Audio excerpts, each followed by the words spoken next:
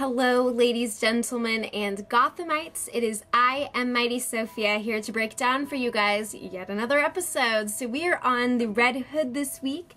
So spoiler alert before we dive into the mad thick of things, as I will be bearing on this review.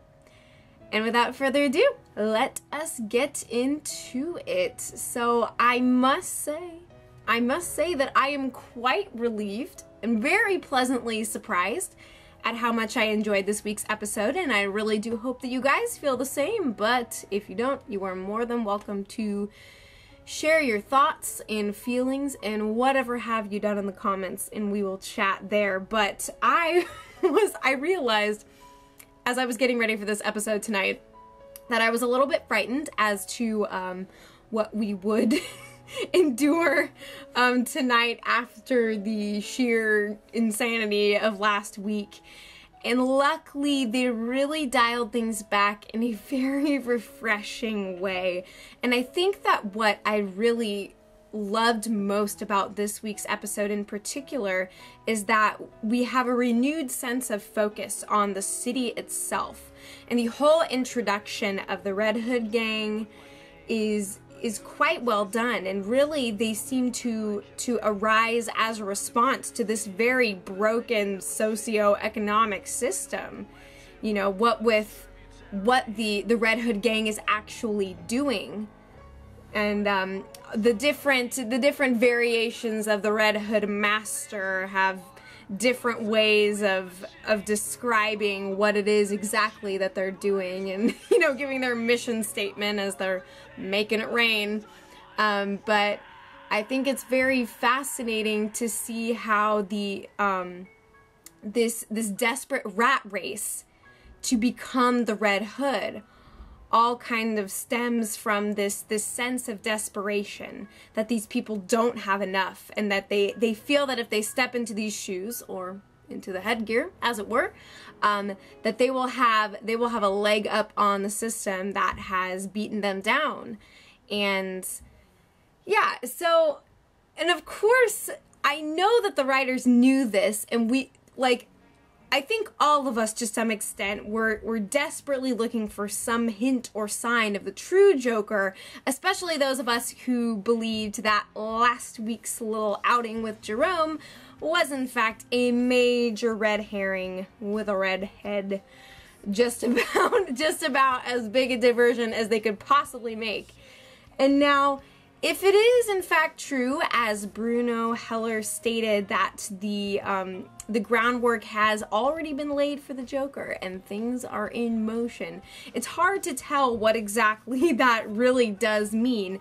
But I have a lot of hope now, seeing how they dealt with the Red Hood situation. And for those of you guys who don't know about the Red Hood from DC Comics, there are several different supervillain characters that have taken on the Red Hood role, and generally in the comics, in the DC Comics Batman universe, they sort of arise in response to Batman himself, which of course is kind of the central issue of the show, is how do we make these truly compelling villain characters in the Gotham universe without there actually being a Batman that they are resisting or attempting to champion or bring down, you know. And that's something that's very briefly touched on by the Penguin too, as he and Butch are chatting in his little dive bar about how maybe it's our nemesis that truly define who we are and give us that sense of self. That is very, very much central to the universe that we're dealing with here, so I did appreciate that, because that really is, it's what we're dealing with, heart and soul of it, you know. But like, there was a certain levity and almost not quite a lightheartedness with the way that the whole Red Hood situation was done. But there was definitely a comedic element, and what was funny too was seeing how all of these different characters, the three characters we saw within the episode that all ended up losing their lives to become the Red Hood, they were all trying to take on this big, boisterous, charismatic, larger-than-life personality, and you know, really strut their stuff. And even the second guy, he could barely even get up on the frickin' counter. Like, clearly the guy is not cut out for what he thinks he is, but it's all this big power play in this very volatile and ever-changing group. But it is, as Gordon says, as long as the Red Hood is in the picture, you know, the frickin' piece of felt reminded me sort of like something from a Tarantino film, even like Django Unchained, you know, and the guys are all got their super ghetto white masks on, and even like the movie Kick-Ass, you know, with the first version of the superhero character that the lead character in that film wears. But yeah, so there was this comedic element that this mask that anybody could freaking make in the back alleyway behind Joanne Fabrics is like, people are clamoring for this thing in this position. And it's like the, you know, what the first guy says when they're all hanging in the shop, and he's like, this is it. This is the real deal. This is the symbol. We're freaking Robin Hood, and like, you know, so on and so forth. There's definitely a comedic vibe to it all, because we all know exactly where things are going for these guys who think that they have got it made. They have defeated and conquered the system with their freaking piece of felt with 2 little slit eye holes. Like, not quite the way it works, but I do still think that it's a viable possibility that the Joker himself could step into this position. And as I was saying, going back to talking about the Red Hood from the comics, technically in some of the Joker stories, the Joker was the Red Hood before he became the Joker, and he was being pursued by Batman and had to jump into a vat of acid to escape the Batman, which made him into the maniacal madman that we all know and love today.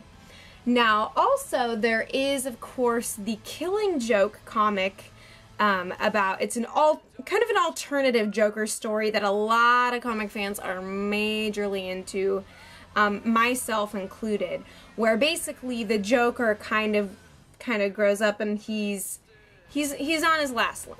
He's a struggling friggin' stand-up comedian. And he's given the opportunity to become a part of the Red Hood gang. But what's interesting and kind of a fun reversal that we see in the show is that in the comics, the Red Hood position, it really is quite literally a red herring, because they give the red mask to deceive the people that they're stealing from, what have you, that the person with the red mask is the leader, while the actual leader goes behind the scenes, you know. So they're playing with us. They're playing with us hardcore, and I like that. I like the sense that the writers know what they're doing, and they're in control, and they're taking us on some kind of ride and adventure instead of just throwing whatever they can possibly muster our way and watching it erupt in our faces, which has happened a time or two. Let's be real. But I really enjoyed the whole way that the Red Hood storyline was handled, and getting to see it passed off and passed off and passed off. And I don't think this is the last that we have seen of the Red Hood, and I don't think that we're going to see it again next week per se, because we're kind of moving back into the doll maker territory. Now, interesting times with Fish Mooney. That was a scene that I would have expected from a particularly steroid-infused episode of NBC's Hannibal, but no. See, here's, like, I like that finally something has happened to Fish, because she has been so untouchable that it's somewhat infuriating. Gets a little bit irritating when you've got this freaking like Mary Sue of supervillain characters who nobody can mess with, and we see in the way that she rallied her crew down in the basement, convincing everyone that they could bond together as family, when really there's, like, from the one speech she was able to completely cohere this group of ragtag broken people. Like, there's a way in which it could work, there's a lot of ways in which it doesn't make sense, and really it did not make any sense for me. All that to say, it's interesting that the only person who can put Fish Mooney in peril is Fish Mooney herself. When presented with the option of either being killed along with her basement buddies, or sacrificing her eyes to a not-so-worthy cause, she decides that she is going to take out her own eyes and render them unusable, unmarketable, and unprofitable to Dr. Dolmacher. And that, I don't know. I love that moment in the instant that it happened, because it was just this, it was kind of cathartic for me, this like, finally, because we had to see, she was what? Like in the whole, when she was captured by Falcone, like, she was in captivity for about 5 minutes and nothing happened. She had her face in a plastic bag for freaking 15 seconds before Butch took the guy out, this who had all the tools in the world, all the everything in the world that he failed to use, ultimately. And that was just really kind of silly, because it's like, that would have been the time for her to really get the rug pulled out from under her feet. But she kind of pulls the rug out from under her own feet, but not at the same time. So it's this very interesting, like, I still don't really know what I think about the character of Fish Mooney as a whole, and what I think about the fact that she made that decision, but finally something has happened. Something is fundamentally changed. And I guess when you think about it, if she tried to just make a break for it in that instant, before she presents option C, like, it was a pretty heavily armed place. I really don't think that they would have let her get away one more time. Or maybe they would, because things happen in this show that are silly and absurd and make no sense at all. But that definitely came out of left field. And I've been hearing some pretty mixed reactions from the fan community about that. For some, it's like, okay, finally something has happened with Fish. Finally, she is in some sense of peril. But again, it's more or less brought upon by herself. Still very interesting though. Still very interesting though. I'm still trying to process it all. So let me know what you think and why you think that she made that decision, or what that says about her character, because I still don't know. Very interesting though. I was not expecting to see an eyeball get scooped and squashed. It wasn't really high on my list of priorities either, but what can you do? So, speaking of the ladies of Gotham, ever complex and curious, we go back to the squatters at Barbara's manor, and she's still drunk as a skunk. You know, I don't think I have seen her take a single sip of water since like months ago, perhaps.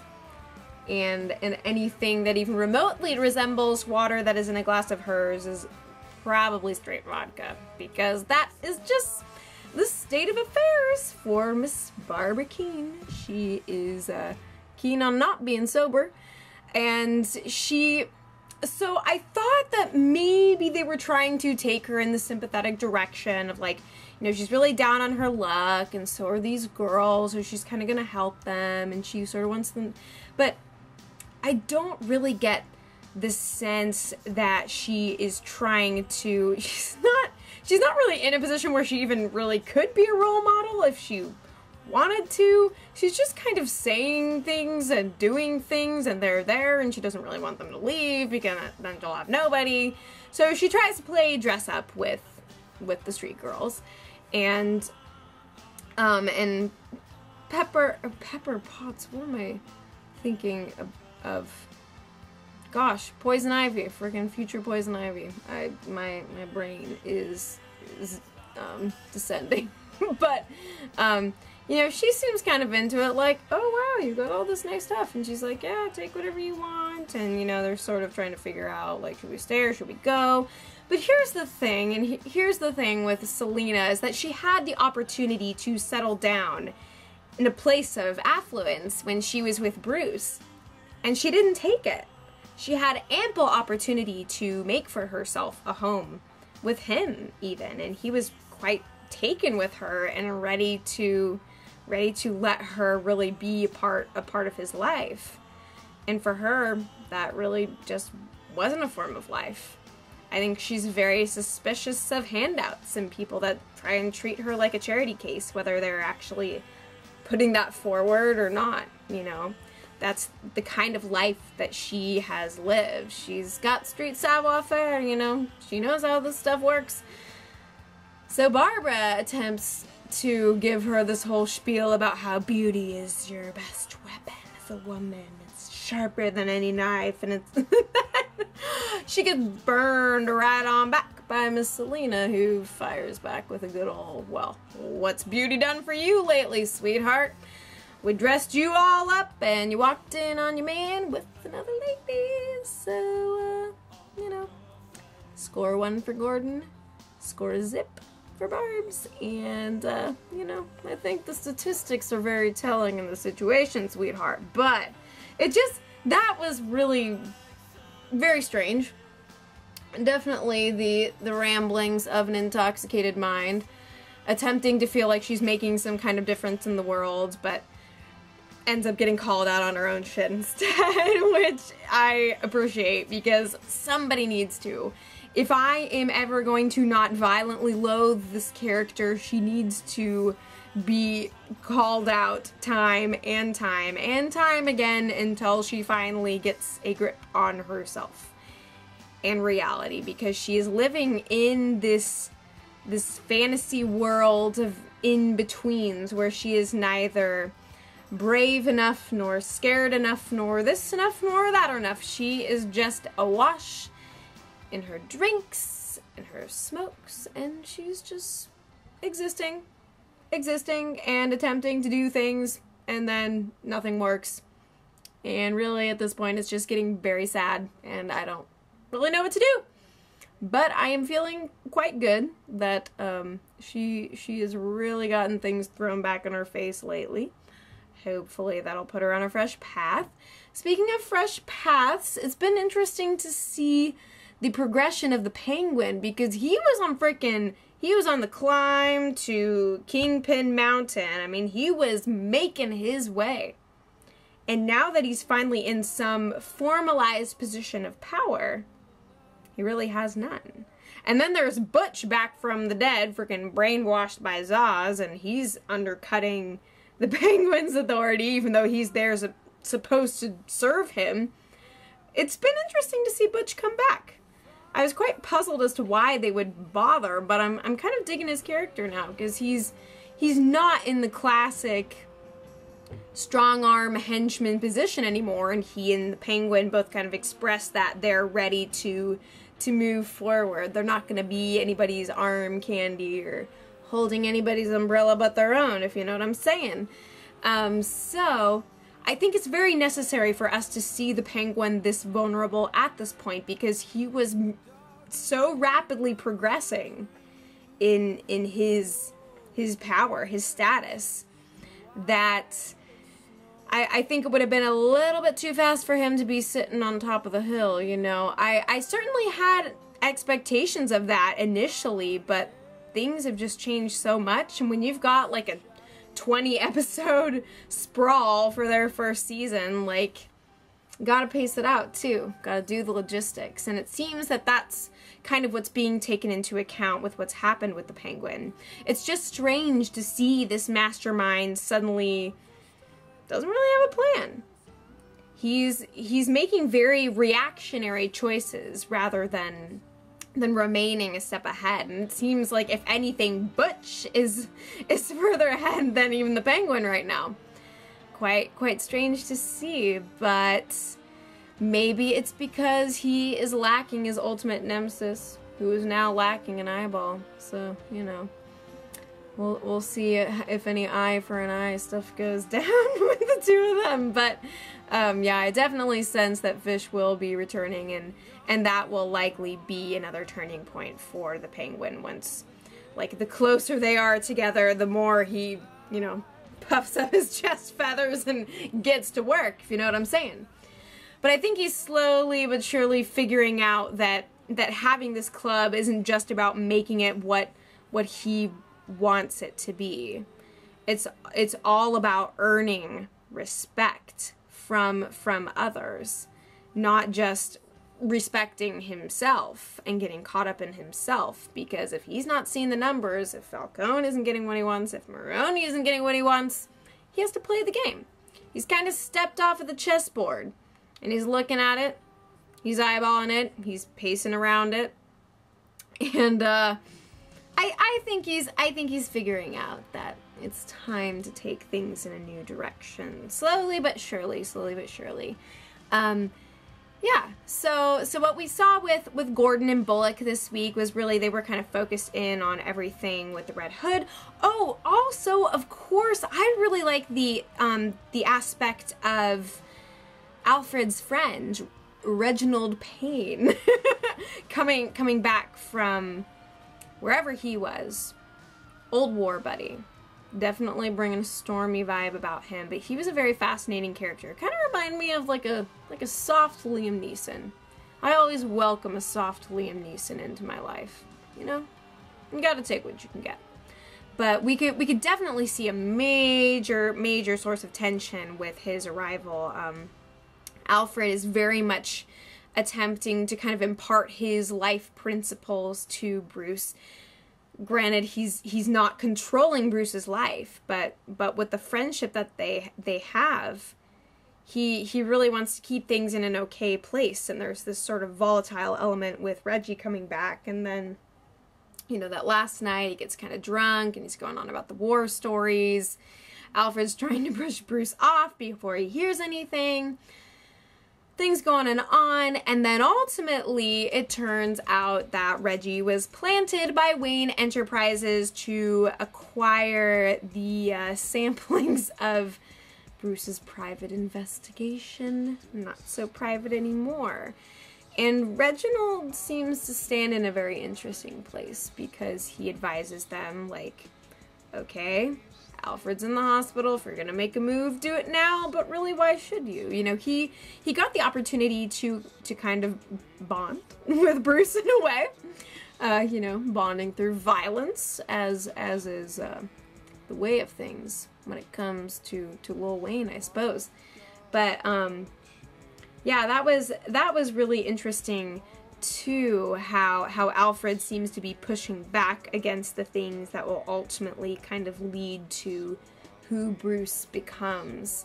But what he tells Reggie too, after the fight scene that he ends up breaking up after he comes downstairs, he tells Reggie that Bruce has helped him too. And I think that Alfred is trying to stay away from the violence of his own past. He tells Reggie, keep those things in the past. But what he doesn't realize is that these things are going to be core, or part of the core of Bruce's future. So it's this we're hanging in a very interesting balance right now. Like I said, I really enjoyed all the plots this week. I like how the Red Hood was handled. Still lots of opportunities or possibilities rather, for what's going to happen with the Joker. And I like that uncertainty. I really don't want to be certain about anything with the Joker in the first season. That's a no-no. I can do without that. So thank you guys so much for watching this review of mine. I encourage you to comment below, share the video, like it, whatever you please. Thank you guys again. It's been a crazy season. Honestly, I'm a little bit relieved that it's going to be over soon, because Bates Motel is coming back. I got Better Call Saul. I'm not going to be a bored woman. But this was a good episode, and I am grateful for it. So, let me know what you guys thought. Let's talk it up, down, and sideways, alright? And as always, I will be back before you know it.